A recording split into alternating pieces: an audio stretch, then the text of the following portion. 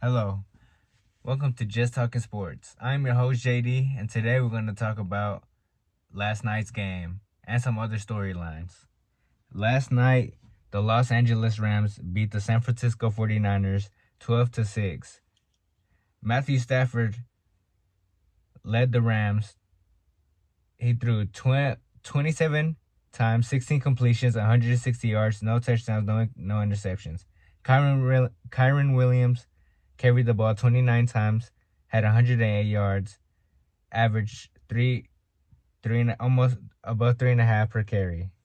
Puka Nacua, 7 catches, 97 yards. Now, that game was boring as hell.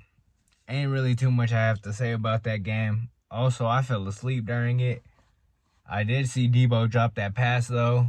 I think it would have been very crucial to that game, especially, even though I'm talking about, just gave you the Rams stats, you got to look at Jordan Addison. He called for the ball. He made his receptions. He had 3 touchdowns, if I'm not mistaken.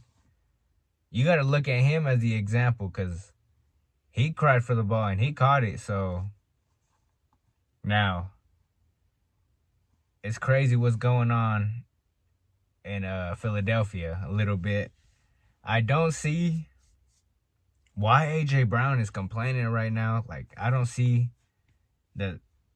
what he doesn't see. They're trying to give Saquon is on the cusp of winning the MVP. Why are you you should understand that that's not the offense y'all are running anymore. He should, although I know he means well, because on that second interview, I felt differently once he gave that second interview. But you can't do that, especially when you're winning like this. I just hope it doesn't get into Jalen Hurts' head. Now, Brandon Graham is so dumb of him to have spoken anyway. That's not even your side of the ball. Why even speaking on that? But still. And, I think Jalen Hurts is a good enough leader. Although people have said his passing game is shaky, I do agree with them. But I just think it's a different offense, man. You got to give Saquon the ball. He's about to win the MVP. You got to give him the ball. The offense runs through him. Although I agree the passing game should be and could be better. Now, Minnesota. What do? They kind of a dilemma now. Sam Darnold, he looked amazing. He threw 5 touchdowns, I'm pretty sure. Jordan Addison, as we referenced earlier, had 3 touchdowns. It's insane, Although I think a team should be looking to sign him, they got to be aware of their weapons as well. They have to accommodate for the system that he learned one, and then the weapons that he had too. And you can't replicate those weapons anywhere, but you got to get close enough. Now, if I'm Minnesota, I think you just keep him, right? I think J.J. McCarthy's young enough, so I think you just keep him and you just roll with them. Now, the Carolina Panthers.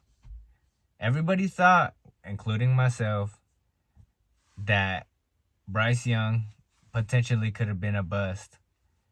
But it's so great to see him revitalize his career. As it looks right now, I don't know if they have their draft pick, but they need to be going good in the draft. Everybody was questioning the coach and his methods, but I think they need to keep that coach, keep him there. They play some really good teams and they've kept it real close. And I think that's due to not only Bryce Young's play, but to his coaching as well. That defense is also not. They have some pieces, so they could work with that.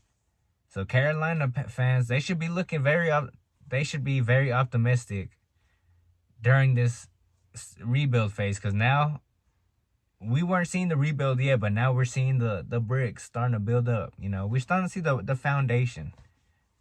as they say. But anyways, that's enough for today. Please don't forget to like and subscribe. I'll see you in the next one.